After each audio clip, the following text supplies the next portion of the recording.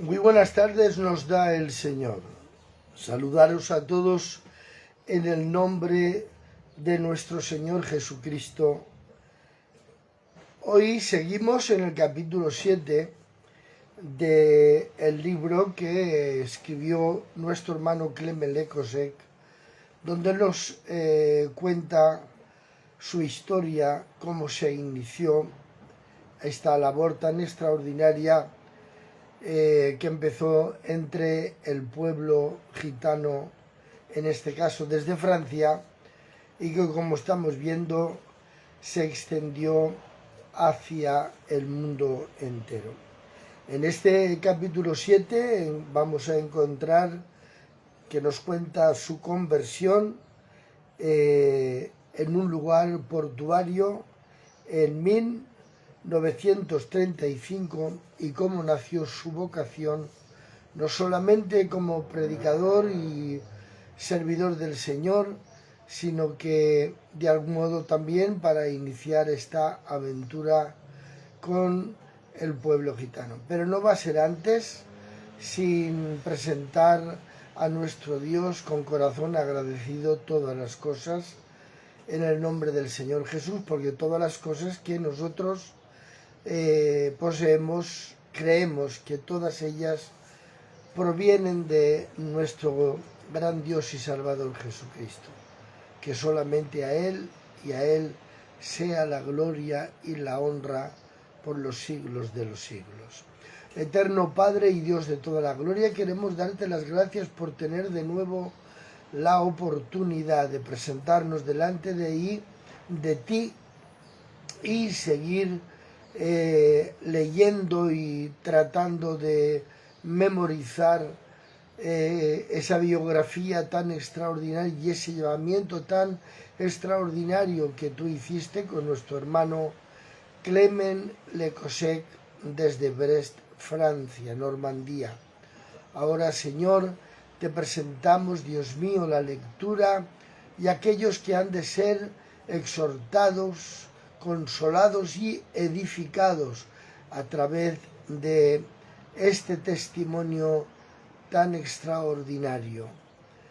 Darte las gracias por todas las cosas que son abundantes y ricas y que tú, de una manera muy especial, las haces llegar hasta nuestros hogares y nuestras familias, por quienes te rogamos y te suplicamos por Jesucristo, tu Santo Hijo. Amén. Como os decía, hoy estamos en el capítulo 7 y os digo el título del capítulo 7, Mi conversión en el puerto en 1935 y mi vocación. Cuenta el libro: mi padre era marinero, como lo fueron también sus antepasados. Mi padre estaba mutilado durante la guerra del 1914 a 1918. Fue nombrado encargado del faro de la Juvent de la isla de Quesal. Luego al faro de Antifer, cerca del puerto.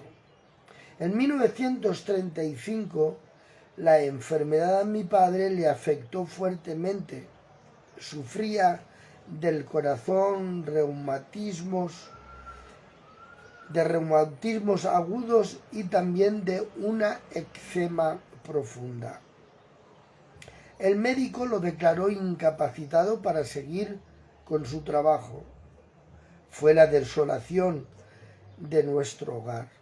Luego hubo un encuentro inesperado con una mujer que le dijo a mi madre: hay en Ambré reuniones durante las cuales los evangelistas imponen las manos a los enfermos y hay muchas sanidades milagrosas, le testificaba esta mujer a mi madre. Le dijo: deberías ir allí. Con la dirección en la mano, mi padre me llevó con él a ver al pastor Gallice de la iglesia evangélica. Vivía en el hotel-restaurante La Ruban Bleu, la cinta azul, donde unos años atrás la dueña, la señorita Bioli, una suiza, oraba con cristianos por un avivamiento en Francia. El pastor preguntó: ¿creen ustedes en el Señor Jesús? Sí, tenemos fe. ¿Poseen ustedes el Evangelio? Tengo un libro de misa, dijo mi padre. Bien, he aquí un Nuevo Testamento. Léanlo ustedes. Puse cuidadosamente este libro en mi bolsillo y el pastor oró por nosotros, pidiendo bendición a Dios. 4 meses más tarde, mi padre vino a vivir en Ambré en un apartamento con salida a un patio, sin luz del sol, un viejo barrio. Íbamos entonces a las reuniones evangélicas de la calle Franklin. Durante una tarde de evangelización, cuando el pastor Falk terminó su mensaje, hizo un llamado a la audiencia. Tomé el firme compromiso de seguir a Cristo. Lo manifesté levantando la mano. Tenía entonces, cuenta el hermano Clement Lecosec, 14 años. Fui criado en el catolicismo por una madre muy piadosa. Vivía en el temor de los tormentos del más allá. Con existencia me enseñaron en el catecismo. Esa noche, el mensaje bíblico me trajo la paz interior, muy en particular con este texto de la Escritura que dice: ahora pues ninguna condenación hay para los que están en Cristo Jesús. Lo pueden ustedes encontrar en la carta que Pablo escribió a los romanos, exactamente en el capítulo 8 y el versículo 1. Se hizo ese año una gran campaña de evangelización en el Teatro del Havre con los evangelistas ingleses Jeffrey.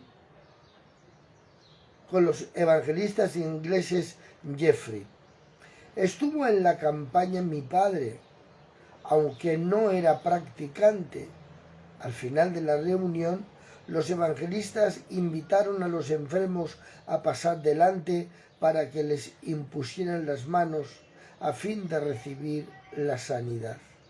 Mi padre se puso en la larga cola de los enfermos y yo detrás de él. En cuanto le tocó el evangelista a mi padre cayó al suelo tocado por el poder divino, y cuando se levantó estaba enteramente sanado de todas sus enfermedades. Al ver esto, cuenta nuestro hermano Clement Lecosec, cómo el poder de Dios actuó en su padre. Dice: mi fe en Cristo aumentó más. Le dije a mi madre, la cual me regaló una Biblia muy bonita de cuero que conservo siempre en recuerdo de estos benditos momentos. Le dije a mi madre, cuenta el hermano Lecosec, cuando sea grande predicaré el Evangelio a los pobres. Estos pobres a los cuales Dios me destinó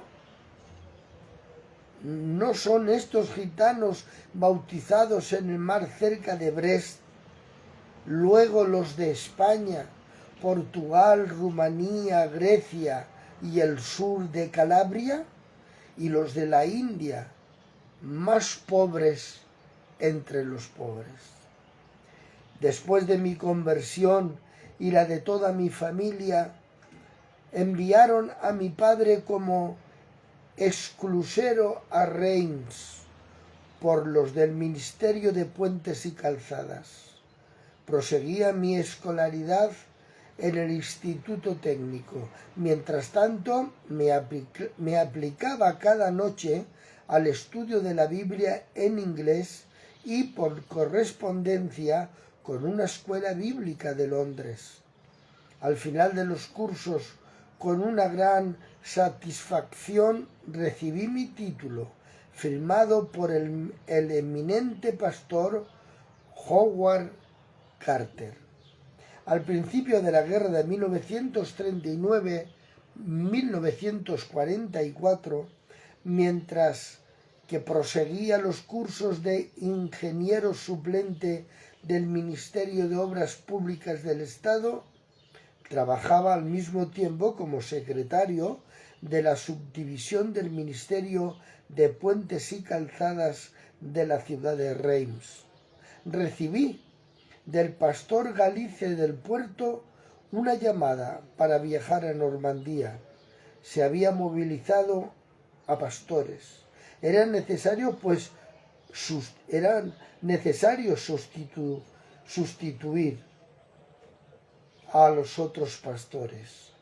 Abandoné el trabajo que estaba efectuando, abandoné mis estudios y una bonita situación futura económicamente garantizada, para entrar en una aventura donde solamente la fe nos lleva a hacer lo que mi ingeniero principal me dijo para disuadirme.